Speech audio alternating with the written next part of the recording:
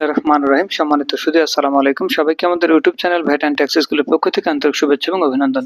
সম্মানিত সুধী, আজকের ভিডিওতে আমরা শেয়ার করার চেষ্টা করব 2025-26 কর বর্ষের ই রিটার্নের ইনকাম ফ্রম রেন্ট কিভাবে পূরণ করবেন তার এ টু জেড শেয়ার করার চেষ্টা করব। তাই ভিডিওটি না টেনে শুরু থেকে শেষ পর্যন্ত দেখুন, আশা করছি ক্লিয়ার হয়ে যাবে। সম্মানিত সুধী, যারা রিটার্নে রেজিস্ট্রেশন করেছেন তারা শুধুমাত্র টিন এবং পাসওয়ার্ড দিয়ে লগ ইন করবেন। লগ ইন করলে এই পেজটি শো করবে।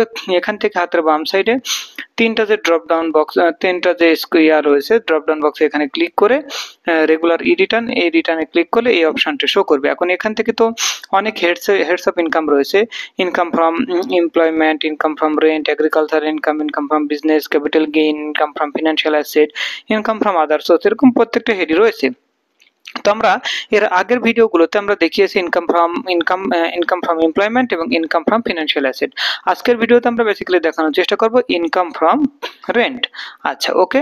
ইনকাম ফ্রম রেন্ট যেহেতু সিলেক্ট করব, অন্যান্য বিষয়গুলো কিভাবে পূরণ করবেন তার এ টু জেড ভিডিও রয়েছে। 2025-26 কর বর্ষের ভিডিও রয়েছে, আবার অনুরূপভাবে 2000 আপনার 25-26 তো চলছে এবং 24-25-এও অনেক ভিডিও রয়েছে, সেগুলো আপনারা দেখে নিন। এখন আমরা চলে যাব 7 কন্টিনিউতে চলে যাওয়ার পর এগুলো আমরা অন্যান্য ভিডিওতে দেখিয়েছি, সেগুলো নিয়ে আর কোনো কিছু বলবো না, বলার তেমন কিছু নেই। আমরা বেসিক্যালি হেডস অফ ইনকামের ইনকাম ফ্রম রেন্ট অপশনটুকু দেখাবো। আচ্ছা, ওকে, আমরা চলে গেলাম ইনকাম ফ্রম রেন্ট।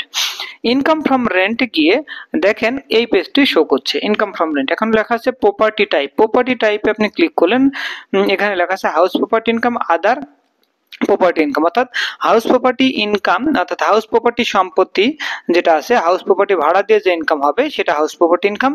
এই হাউস প্রপার্টির বাইরে অন্য যে কোনো ধরনের সম্পত্তি ভাড়া দিয়ে, মেশিনারি ভাড়া দিতে পারেন, কারখানা ভাড়া দিতে পারেন, এরকম অনেক বিষয়গুলো রয়েছে যেগুলো ভাড়া দিয়ে আপনার কি হতে পারে, গাড়ি ভাড়া দিয়ে হতে পারে, ইনকাম হতে পারে, প্রাইভেট কার ভাড়া দিয়ে হতে পারে, এরকম অনেক প্রপার্টি ভাড়া দিয়ে যে ইনকাম গুলো হয়ে থাকে সেটা আদার প্রপার্টি। তাহলে প্রথম আমরা দেখিয়ে দিব হাউস প্রপার্টি সিলেক্ট করলাম, অ্যাড্রেস অফ দ্য প্রপার্টি দিয়ে দেন, তারপরে ইজ ইট এনি সিটি কর্পোরেশনের মধ্যে হলে yes, otherwise no. Area occupied for personal use, যদি পার্সোনাল ইউজের জন্য কোনো স্কোয়ার ফিট বা যতটুকু অংশ থাকেন সেটা এখানে বসাই দিবেন। ওকে, এরপরে আসি যে আপনি যে ভাড়াটা দিয়েছেন সেই ভাড়াটা কি কমার্শিয়াল না রেসিডেন্সিয়াল। আচ্ছা, ওকে। আচ্ছা, তাহলে কমার্শিয়াল না রেসিডেন্সিয়াল সেটা আমরা একটু করব। তাহলে আমাদের ভাড়া যদি কমার্শিয়াল এবং রেসিডেন্সিয়াল উভয় হয় তাহলে আমাদের কি হবে, area rented out square feet, কত স্কোয়ার ফিট আপনি কি করেছেন, ভাড়া দিয়েছেন। রেসিডেন্সিয়াল ধরেন আপনার একটা ফ্ল্যাট ভাড়া বা বাসা ভাড়া, সেখানে হতে পারে যে আপনার 2000 বর্গফুটের দুইটা ফ্ল্যাট বা তিনটা ফ্ল্যাট এরকম হতে পারে। তো দুইটা ফ্ল্যাট, এখন একটা দিচ্ছেন 1000 বর্গফুট হচ্ছে কমার্শিয়াল, 1000 বর্গফুট দিচ্ছেন রেসিডেন্সিয়াল, মানে কমার্শিয়াল এবং রেসিডেন্সিয়াল আলাদাভাবে ভাগ করে দিলেন। রেন্টাল পিরিয়ড 12 ঠিক থাকবে। অ্যানুয়াল রেন্ট, বাৎসরিক কত টাকা রেন্ট পেয়েছেন 12 মাসে, ধরেন 20,000 টাকা করে, 12 দোকানে 40, 2,40,000, এখানে 2,40,000। রেন্ট রিসিভও তাই। Any charge paid by the tenant, ভাড়াটিয়া কর্তৃক যদি কোনো চার্জ পরিশোধ করা থাকে সেটা এখানে। এনি আদার রিসিপ্ট, এর বাইরে যদি কোনো রিসিপ্ট করে থাকেন সেটা এখানে বসিয়ে দেন। ওকে, তাহলে এই পর্যন্ত হলো। এরপরে আমরা চলে যাই ডিডাকশন, অ্যালাউবল ডিডাকশন। তারপরে এখানে বলা হয়েছে service charge paid by the tenant, আমি বলেছি নো, যদি ইয়েস হয় তাহলে ইয়েস দিবেন। Are you only the owner, যদি এই সম্পত্তির মালিক একমাত্র আপনি হয়ে থাকেন তাহলে ইয়েস, আর যদি নো হয়ে থাকে তাহলে নো দিলে আপনি কতটুকু অংশের মালিক, কত পার্সেন্টের মালিক, 50-50 হলে এখানে 50%, অ্যাড অনার কিন্তু এখানে আপনাকে অ্যাড করতে হবে, অ্যাড অনার, ঠিক আছে, অ্যাড অনার করতে হবে। আর যদি আপনি একাই হয়ে থাকেন তাহলে এগুলো কোনো কিছু করতে হবে না। ইন্স্যুরেন্স প্রিমিয়াম, ওই হাউস প্রপার্টি বা সম্পত্তি যদি আপনি ইন্স্যুরেন্স করে থাকেন তাহলে ইন্স্যুরেন্স প্রিমিয়াম দিবেন। ওই হাউস প্রপার্টি যদি হাউস বিল্ডিং লোন নিয়ে বা যে কোনো ধরনের লোন নিয়ে যদি করে থাকেন তাহলে ইন্টারেস্ট পেইড অন লোন, অথবা আপনার মর্টগেজ আর ক্যাপিটাল চার্জ। তার মানে ওই বিল্ডিং তৈরি করার শুরু থেকে শেষ পর্যন্ত প্রতি বছরে যে ইন্টারেস্ট চার্জ হচ্ছে, প্রতি বছরে অনেক সময় কি হয় অনেকে চিন্তা করে যে আমার বাসা তো তৈরি হয়নি, আমার জাস্ট বিল্ডিংটা তৈরি হচ্ছে, তো আমার ভাড়া হয়নি, তো ইন্টারেস্টটা কি হবে? ইন্টারেস্ট যখন আপনার বাসাটা কমপ্লিট হয়ে যাবে, যখন ভাড়া শুরু হবে, সেখান থেকে পরবর্তী 3 বছরের মধ্যে সেটা অ্যালোকেশন করতে পারবেন। ঠিক আছে? তার মানে আপনার যে বিল্ডিং বা ফ্ল্যাট ভাড়া হচ্ছে, সেই ভাড়ার এগেনস্টে যে লোনের ইন্টারেস্ট দিয়েছেন, সেই লোনের ইন্টারেস্টটুকু এখানে মিউনিসিপাল ট্যাক্স অথবা ল্যান্ড রেভিনিউ যেটা থাকে সেটা দিয়ে দিবেন। রিপেয়ার মেইনটেনেন্স, যদি ওই ফ্ল্যাট বা বিল্ডিং বা হাউস প্রপার্টি যদি কমার্শিয়াল পারপাসে হয়ে থাকে তাহলে অটো 30% রিপেয়ার মেইনটেনেন্স নিয়ে নিবে, আর যদি রেসিডেন্সিয়াল হয়ে থাকে তাহলে 25%। প্রি রেন্টাল ইন্টারেস্ট পেইড, অর্থাৎ ভাড়া দেওয়ার আগ পর্যন্ত, যেটা আমরা বললাম যে আগে ভাড়া দেওয়ার আগ পর্যন্ত বা বিল্ডিং কমপ্লিট হওয়া পর্যন্ত যতটুকু ইন্টারেস্ট চার্জ হয়েছে, সেই ইন্টারেস্টটুকু পরবর্তী 3 কর মেয়াদে আপনি কি করতে পারবেন, দেখিয়ে দিতে পারবেন রেন্টের এগেনস্টে। এনি আদার যদি থাকে সেটা অ্যালাউবল ডিডাকশন। এখন এখান থেকে বলছে আনঅ্যাডজাস্টেবল অ্যাডভান্স, আপনি যদি বাসা ভাড়ার সময় যদি অ্যাডভান্স নিয়ে থাকেন, সেটা যদি আনঅ্যাডজাস্টেবল কত, অ্যাডজাস্টেবল কত, সেটা এখানে মেনশন করে দিবেন যে আপনার আনঅ্যাডজাস্টেবল কত টাকা, অ্যাডজাস্টেবল কত টাকা যদি থাকে। বলছে নট অ্যাডজাস্টেড উইদিন 5 ইয়ার, যদি এই যেখানে বলছে not adjusted within 5 years, not through banking channel, banking চ্যানেলে পরিশোধ করা যদি না হয়ে থাকে, কি 39 সাবসেকশন 3। আবার বলছে not adjusted within 5 years, 5 years এর মধ্যে যদি পরিশোধ না হয়ে থাকে সেটা ইনকামের সাথে যোগ হয়ে যাবে। তারপর বলছে আনস্পেন্ট রিপেয়ার, মানে কি, ধরেন আপনার রিপেয়ার মেইনটেনেন্স 25% বা 30% দেওয়া হয়েছে, বাট বিল্ডিং এর আপনার রিপেয়ার মেইনটেনেন্স ওইটা হয়নি, 20% হয়নি, 30% হয়নি। এটা যদি আপনি দেখাইতে পারেন তাহলে কি হবে যে আপনার কত টাকা করছেন এবং অ্যাকচুয়ালি কত টাকা খরচ হয়েছে, বাকিটা কিন্তু রেন্টের সাথে যোগ হয়ে যাবে, রেন্ট ইনকামের সাথে। তাহলে যে ইনকামটা হবে, এই যে আপনার যতটুকু খরচ হওয়ার কথা ছিল ততটুকু, বা অ্যাডজাস্টেবল অ্যাডভান্স বা আনঅ্যাডজাস্টেবল অ্যাডভান্স, এখানে যে বিষয়গুলো রয়েছে সেখান থেকে একটা স্পেশাল রেন্টাল ইনকাম জেনারেট হবে। আশা করছি উত্তর পেয়ে যাওয়ার কথা। তাহলে সম্মানিত সুধী, এই বিষয়টুকু আমরা দেখালাম। এর পুরো বিষয়টা হলো হাউস প্রপার্টি ইনকাম বা হাউস প্রপার্টি ভাড়া দিয়ে যদি ইনকাম হয়ে থাকে, এটা হলো হাউস প্রপার্টি। কিন্তু হাউস প্রপার্টির বাইরে যদি অন্য কোনো সম্পত্তি ভাড়া দিয়ে যদি আপনি ইনকাম করে থাকেন, সেটা কি হবে? ওকে, সেটা তাহলে দেখিয়ে দিই। এখান থেকে ড্রপ ডাউন বক্সে ক্লিক করলে আদার প্রপার্টির মধ্যে থেকে এইখানে বলছে দেখেন প্রপার্টি ডিটেলস, কি কি প্রপার্টি ভাড়া দিলে আদার প্রপার্টি ভাড়া দেওয়া যে ইনকাম তার এগেনস্টে যাবে, মানে এক্সক্লুডিং হাউস প্রপার্টি। ওকে, আচ্ছা, তাহলে কি দাঁড়ালো দেখেন, ল্যান্ড যদি ভাড়া দেন সেটা other, factory building, business premises, furniture, fixture, fittings, machineries, personal vehicle অথবা এনি আদার ক্যাপিটাল অ্যাসেট, এর বাইরেও যদি অন্য কোনো সম্পত্তি ভাড়া দিয়ে যদি আপনার ইনকাম হয়ে থাকে, তাহলে আমাকে সিলেক্ট করতে হবে। ধরেন আমি একটা ল্যান্ড ভাড়া দিচ্ছি, ল্যান্ড ভাড়াতে বলছে কত স্কোয়ার ফিট, রেন্টেড কত, ধরেন আপনার হতে পারে 1000 বর্গ ফুট হতে পারে, স্কোয়ার ফিটে কনভার্ট করতে হবে, 1000 স্কোয়ার ফিট জায়গা আপনি ভাড়া দিচ্ছেন, তাহলে টোটাল কত ভাড়া দিয়েছেন, কত rented period 12 month, annual rent বাৎসরিক কত ভাড়া পেয়েছেন, অ্যানুয়াল রেন্ট কত এবং কত পেয়েছেন। ওকে, আচ্ছা, এখান থেকে এই একইভাবে যদি ওই সম্পত্তি কি করে থাকেন, ইন্স্যুরেন্স প্রিমিয়াম থাকে, ওই জায়গাটুকু কেনার জন্য যদি লোন নিয়ে থাকে, মিউনিসিপাল ট্যাক্স থাকে, রিপেয়ার মেইনটেন্স থাকে, এরপরে যে আপনার যেটা কি বলে কি যে আনঅ্যাডজাস্টেবল অ্যাডভান্স থাকে, অ্যাডজাস্টেবল অ্যাডভান্স থাকে, আনস্পেন্ট রিপেয়ার মেইনটেন্স, সেটা যদি থাকে সেখান থেকে হয়ে যাবে। ওকে, এছাড়া যদি এমন হয়ে থাকে, ধরেন এটাই তোমরা দেখাচ্ছি, এখান থেকে এমন হতে পারে যে এনি আদার ক্যাপিটাল অ্যাসেট, এর বাইরেও যদি ক্যাপিটাল অ্যাসেট যদি ভাড়া দিয়ে থাকেন, সেটা এখানে প্রপার্টি ডেসক্রিপশন দিয়ে অটো নিয়ে দেবেন। আচ্ছা, যদি এমন হয়ে থাকে আপনি পার্সোনাল ভেহিকেল ভাড়া দিচ্ছেন, তাহলে কি প্রপার্টি ডেসক্রিপশন দিয়ে দিবেন, দিয়ে দেওয়ার পরে ওই সবগুলো একই, ইনকাম ফ্রম রেন্টার এই সবগুলো কিন্তু একই, ঠিক আছে।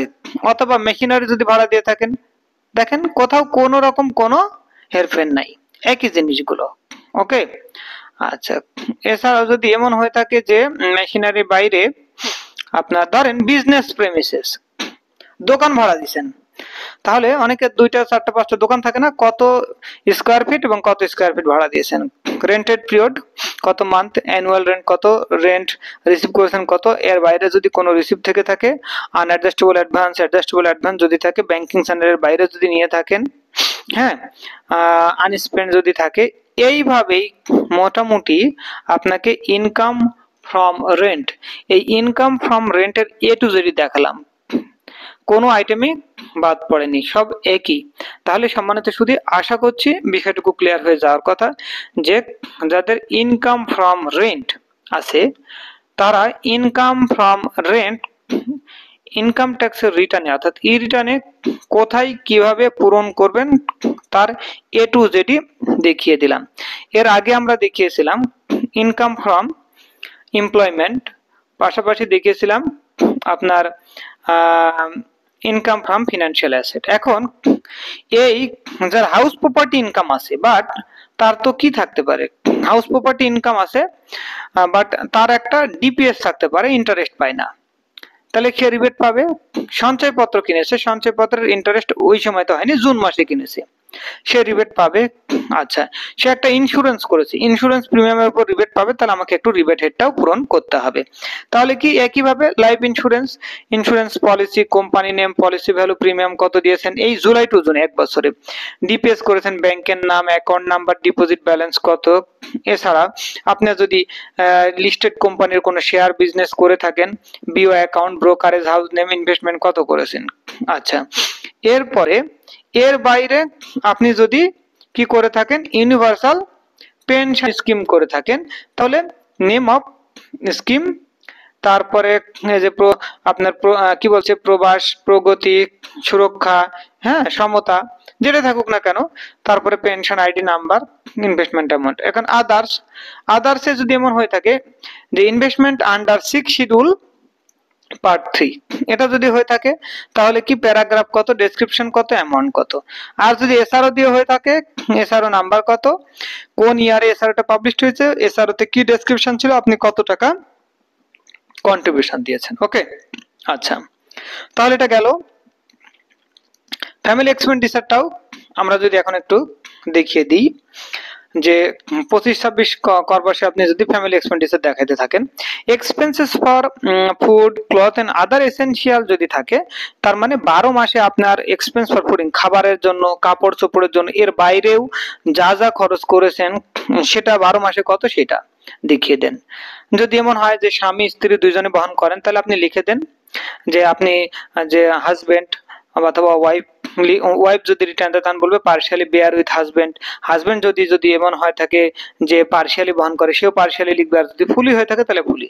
অ্যাকোমোডেশন, যেমন ওয়াইফ স্বামীর বাড়িতে বসবাস করে অথবা স্বামী তার ওয়াইফের বাড়িতে বসবাস করে, কেমন বসবাস করে, জমিটা তার নামে বা ফ্ল্যাটটা তার নামে, তখন সে বলবে যে তার অ্যাকোমোডেশন এক্সপেন্স নাই, সে বলবে লিভিং ইন হাজবেন্ড হাউস বা লিভিং ইন হাজবেন্ড ফ্ল্যাট, এরকম বলে দিবে। ওকে, এরপরে যাদের গাড়ি থাকবে তাদের ড্রাইভার স্যালারি, ফুয়েল মেইনটেনেন্স থাকবে, আর যদি গাড়ি না থাকে তাহলে আদার ট্রান্সপোর্টেশন, অর্থাৎ এই 12 মাসে আপনার কত টাকা ট্রান্সপোর্টেশন যেতে পারে, বিভিন্ন জায়গায় যাতায়াত করার ক্ষেত্রে আপনি প্রতি মাসে 2000 বা 3000 টাকা করে হতে পারে, তাহলে 12 মাসে 24,000 টাকা এভাবে দিয়ে দেন।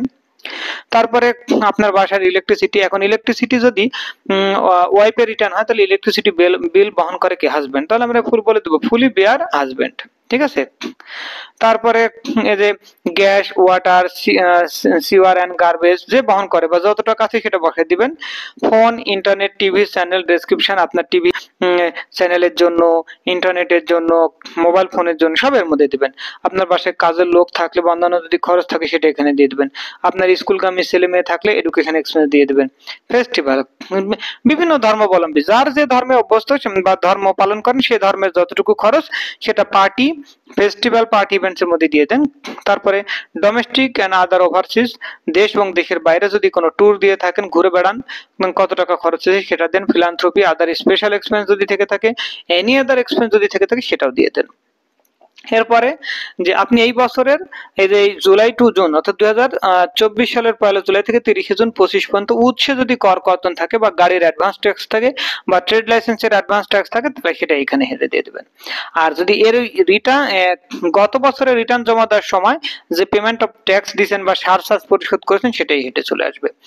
এই আপনার যদি কোনো পার্সোনাল কোনো লোন থাকে সেই লোনের ইন্টারেস্ট দিয়ে থাকলে হাউস এই IT10 ডাবল বি অর্থাৎ পারিবারিক খরচের মধ্যে চলে আসবে। এই এনভায়রনমেন্টাল সারচার্জ আর একের অধিক গাড়ি থাকবে, একের অধিক গাড়ি থাকলে তার জন্য এনভায়রনমেন্টাল সারচার্জ প্রযোজ্য হয়ে যাবে। সেই এনভায়রনমেন্টাল সারচার্জটা বসিয়ে দিবেন। ওকে, আচ্ছা, এরপর আমরা চলে যাই অ্যাসেটস এন্ড লায়াবিলিটি সেটে। তো যারা গত বছর রিটার্ন জমা দিয়েছেন তাদের রিটার্নটা অনলাইনে রয়েছে, ইম্পোর্ট এবং অটোফিল দিলেই চলে আসবে। ওকে, মানে কি কি সম্পদ ছিল, এখন ওই সম্পদের মধ্যে এমন হতে পারে আগে 2টা ডিপিএস ছিল এখন একটা হয়ে গেছে, তাহলে একটা বাদ যাবে। আগে 5টা সঞ্চয়পত্র ছিল এখন 2টা হয়ে গেছে, 3টা কি হয়ে গেছে ইনক্যাশমেন্ট হয়ে গেছে, সেখান থেকে উঠে যাবে।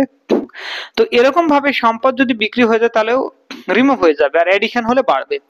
তো যেহেতু আপনার আমরা দেখাচ্ছি basically house property income, house property ইনকামে তো তার বিজনেস ক্যাপিটাল থাকে না, থাকে না। বাট তিনি যদি হাউস প্রপার্টি ইনকামের পাশাপাশি যদি কোনো লিমিটেড কোম্পানি ডিরেক্টর হয়ে থাকেন সেক্ষেত্রে নেম অফ দ্য কোম্পানি, তিনি কিভাবে পাইছেন, type of acquisition, number of the share কত, ভ্যালু কত। ওকে ওকে, এছাড়াও যদি তার নন এগ্রিকালচারাল প্রপার্টি থাকে, নন এগ্রিকালচারাল প্রপার্টি থাকলে নন এগ্রিকালচার প্রপার্টি দিয়ে ডেসক্রিপশন দিবেন, location, type of acquisition, area কত ইউনিট, এটা কি স্কোয়ার ফিটে না স্কোয়ার মিটারে না ডেসিমেল না করে, বছরের শুরুতে কত বছরের শেষে কত। যদি গত বছরে যা ব্যালেন্স ছিল এটা যদি একই ব্যালেন্স থাকে তাহলে ওপেনিং এবং ক্লোজিং একই হবে, কিন্তু যদি এই বছরে নতুন এডিশন হয়ে থাকে তাহলে ক্লোজিং ব্যালেন্সটা বেড়ে যাবে।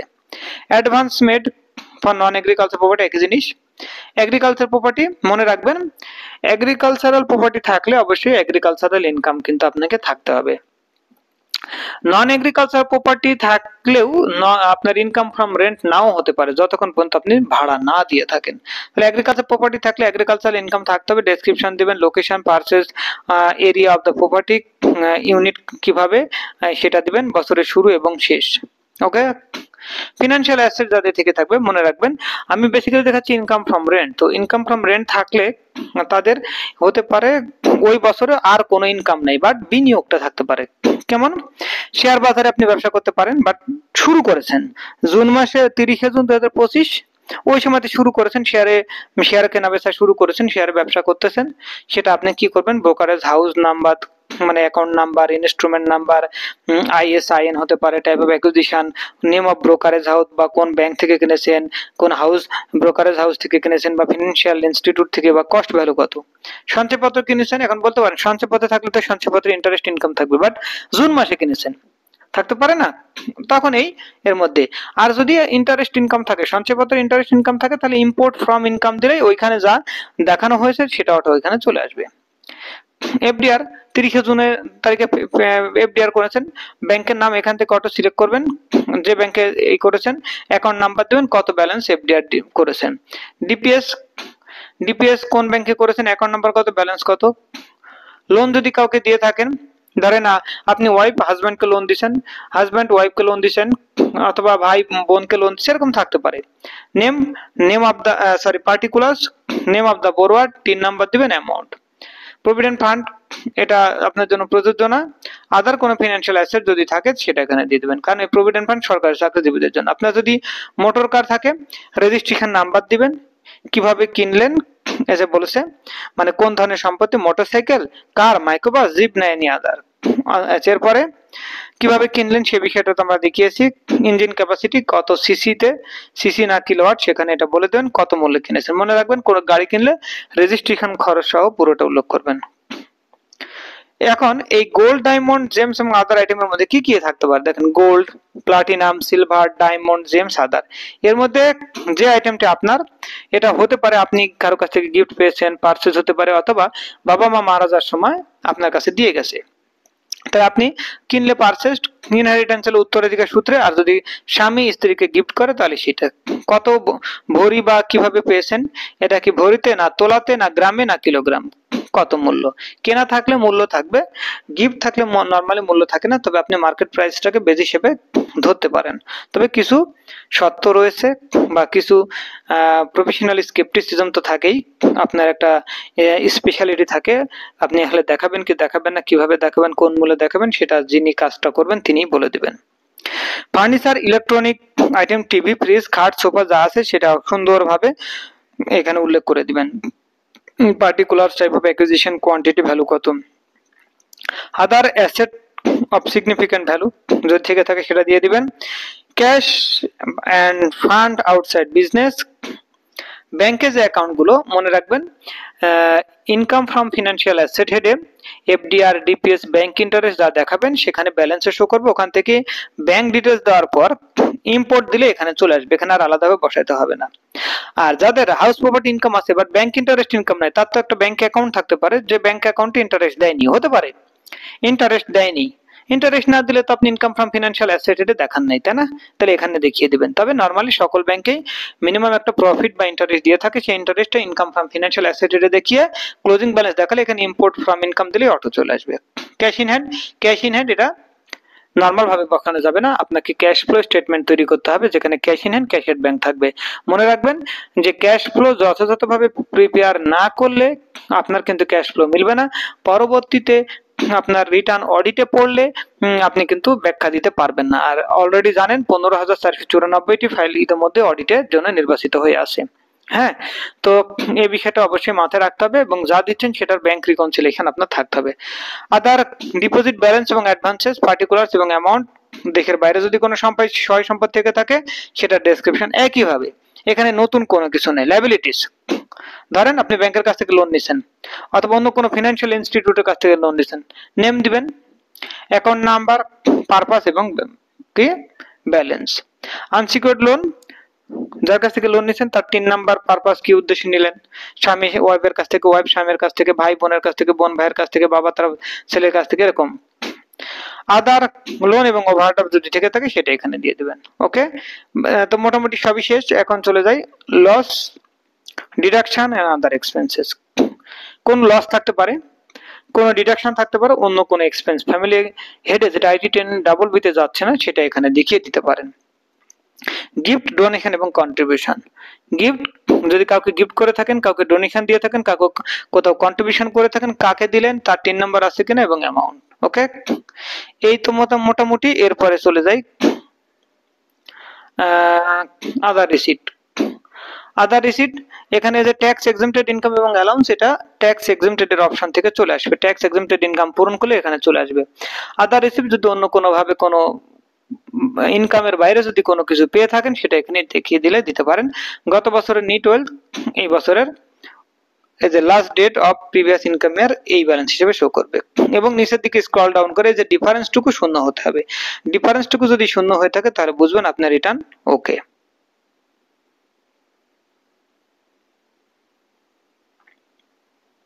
ডিফারেন্সটা যদি শূন্য না হয় তাহলে বুঝবেন রিটার্নে ভুল হয়েছে।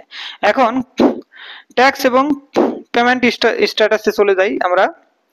ট্যাক্স এন্ড পেমেন্ট, এইখানে গেলাম, যাওয়ার পরে যেহেতু আমার হাউস প্রপার্টি ইনকাম আমি যাকে ভাড়া দিছি, অর্থাৎ এটা যেহেতু রেসিডেন্সিয়াল পারপাসে, সেহেতু তারা উৎসে কর কর্তন করেনি বা আমার পক্ষে কেউ ট্রেজারি চালান দিয়ে জমাও দেয়নি, অতএব এই পুরো টাকাটা আমাকে কি করতে হবে, পে করতে হবে। যা আসবে এই যে আপডেট ট্যাক্স পেমেন্ট স্ট্যাটাস, এই আপডেট ট্যাক্স পেমেন্ট স্ট্যাটাসে গিয়ে আমার ট্যাক্সের টাকাটা আপডেট করে দিতে হবে। অর্থাৎ কোথায় আপডেট করব, আমরা চলে যাই যে কত টাকা আমরা ট্যাক্স পরিশোধ করব 173 ধারার আন্ডারে, অর্থাৎ যেহেতু আমার কোনো উৎসে কর কর্তন নাই। কিন্তু যদি এমন হয়ে থাকে যে আপনি ভাড়াটা দিয়েছেন, আপনার কমার্শিয়াল পারপাসে তারা ট্যাক্সের টাকাটা ট্রেজারি চালানের মাধ্যমে জমা দিয়ে দেয়। অর্থাৎ আপনি যে বাসা ভাড়াটা বা ফ্ল্যাট বা অফিস ভাড়া দিয়েছেন সেই ভাড়ার এগেনস্টে আগে 5% হারে ট্যাক্স কাটতো, এখন 10% হারে ট্যাক্স কাটবে মানে কাটবে না, আপনার পক্ষে জমা দিয়ে দিবে। যদি আপনার ভাড়ার চুক্তিপত্রে লেখা থাকে যে ভ্যাট ট্যাক্স সহ, তখন তারা কি করবে, ভ্যাট এবং ট্যাক্সের টাকাটা কেটে ট্রেজারি চালান করে আপনাকে দিয়ে দিবে। আর যদি চুক্তিতে কোনো কিছু বলা না থাকে, আপনি মূল টাকাটা পেয়ে যাবেন। তারা ট্যাক্সের টাকাটা ট্যাক্সের কমপ্লেন্স করার জন্য, ভ্যাটের কমপ্লেন্স করার জন্য তারা নিজ থেকে ট্যাক্সের টাকা ভ্যাটের টাকা জমা দিয়ে দিবে, ট্রেজারি চালানের কপিটা আপনি তাদের কাছ থেকে নিয়ে নিতে পারবেন। ওকে, আচ্ছা, এখন যেহেতু আমি ট্যাক্স পেমেন্ট আপডেট করব, তাহলে কি আমাকে পুরো টাকাটা দিয়ে দিতে হবে? যেহেতু আমার আজকের যে হেডের ইনকাম সেখানে উচ্চে কর কর্তন নাই, উচ্চে কর কর্তন থাকলে আমরা সমন্বয় করতাম। তাহলে কিভাবে সমন্বয় করতাম? এই যে ক্লেম, সোর্স ট্যাক্স, এরপরে এই যে আদার্সে চলে যেতাম। আদার্সে যাওয়ার পরে যদি আমার উচ্চে কর্তন থাকতো তাহলে আমরা কি করতাম, স্ক্রল ডাউন করে নিচের দিকে চলে আসতাম। আচ্ছা, চলে আসার পরে এই যে হাউস প্রপার্টি 109 ধারা, হাউস প্রপার্টি আন্ডার এগেনস্টে কোন প্রতিষ্ঠান আমার উচ্চে কর কর্তন করলো সেটা আমরা এখানে শো করতাম। যে প্রতিষ্ঠান কাটছে তার ডিপোজিটিং অথরিটি কোন প্রতিষ্ঠান, মানে যাকে ভাড়া দিছি, রেফারেন্স নাম্বার, রেফারেন্স ডেট, চালান নাম্বার, চালান ডেট, চালানে কত টাকা জমা দেওয়া হয়েছে, আমি ক্লেম করতেছি কত, কোন ব্যাংকে, কোন ব্রাঞ্চে। কিন্তু আমি যেহেতু কিসে দিয়েছি, রেসিডেন্সিয়াল পারপাসে দিয়েছি, কমার্শিয়াল পারপাসে না, সেহেতু তারা উচ্চে কর কর্তন করে না, পুরো টাকাটা দিয়ে দেয়। এখন তাহলে আমরা কি করব, 173 তে আমরা ট্যাক্সের টাকাটা পরিশোধ করব। আমরা এ চালানে পরিশোধ করে এই 173 এর আন্ডারে আমরা কি করব, দেখিয়ে দেব। এই যে চালান দেখালাম, এরপরে চালান নাম্বার, চালান ডেট, অ্যামাউন্ট, ক্যাশে, চেকে না ট্রান্সফার করেছি না পেমেন্ট, ট্যাক্সের জোন কত, সার্কেল কত, ব্যাংক এবং ব্রাঞ্চ। তবে সম্মানিত শুধু মনে রাখবেন, ম্যাক্সিমাম করদাতারই ট্যাক্সের জোন বা সার্কেল পরিবর্তন হয়েছে। তো আপনারা ট্যাক্সের টাকাটা যখন এ চালানে পরিশোধ করবেন, বাই ডিফল্ট যদি সিলেকশন করা থাকে তাহলে তো ওকে, খুবই ভালো।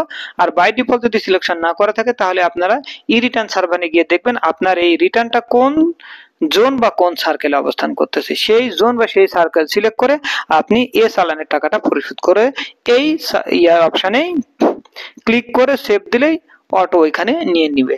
ঠিক আছে, আশা করছি সম্মানিত সুধী বিষয়টা বুঝতে পারছেন। আচ্ছা, যদি পূর্ববর্তী বছরে আপনার যদি কোনো ট্যাক্স রিফান্ড থাকে, অতিরিক্ত ট্যাক্স পরিশোধ করেছেন, সেটা রিফান্ড মানে আপনি সমন্বয় করবেন। এই যে 24-25 অর্থ বছরে, হ্যাঁ, রিটার্ন কবে জমা দিয়েছেন, আর তার একটা serial number, date of submission of return, তারপরে ট্যাক্স ফাইলিং জোন কত ছিল, সার্কেল কত ছিল, রিফান্ড অ্যামাউন্ট কত টাকা রিফান্ড, মানে আপনি রিফান্ড ধরেন হয়তো 10,000 টাকা রিফান্ড, বাট এই বছরে সমন্বয় করবেন 5,000 টাকা হতে পারে, অথবা রিফান্ড মানে অতিরিক্ত বেশি দেওয়া আছে হচ্ছে 5 লাখ, এই বছরে সমন্বয় করবেন 1 লাখ, সেটা এখানে বলে দিবেন। এইভাবেই বেসিক্যালি আপনাদের পুরো বিষয়টা ক্লিয়ার করতে হবে। তাহলে সম্মানিত সুধী, আজকে আমরা ইনকাম ফ্রম রেন্ট হেড দিয়ে পুরো ই রিটার্ন কমপ্লিট করে দেখিয়ে দিয়েছি। এরকম ভাবে প্রত্যেকটা হেডই আমরা দেখিয়ে দেওয়ার চেষ্টা করব, যাতে ই রিটার্নে কোনো ধরনের কোনো কনফিউশন আপনাদের না থাকে।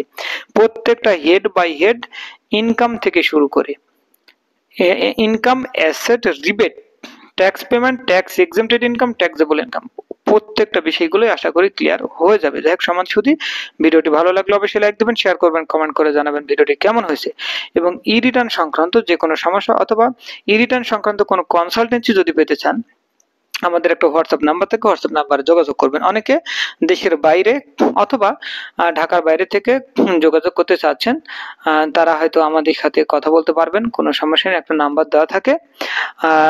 আসলে কথা বলার সময় খুব কম, সর্বোচ্চ 2টা কোশ্চেন করা যাবে, বেশি কোশ্চেন করা যাবে না। আর এসে যদি আপনি কনসালটেন্সি সার্ভিস পেতে চান তাহলে ওই নাম্বারে যোগাযোগ করবেন। যাই হোক সম্মানিত শুধু ই রিটার্ন থেকে ই রিটার্নের A to Z, অনুরূপভাবে ভ্যাট রিটার্নের A to Z, অনুরূপভাবে RJC এর A to Z সবকিছুই মোটামুটি ক্লিয়ার করে দেওয়া হয়, সমস্ত ধরনের কাজ করা হয়। যাই হোক সম্মানিত শুধু আজকে এ পর্যন্তই, সবাই ভালো থাকবেন, সুস্থ থাকবেন, দেখা হবে পরের ভিডিওতে। আসসালামু আলাইকুম।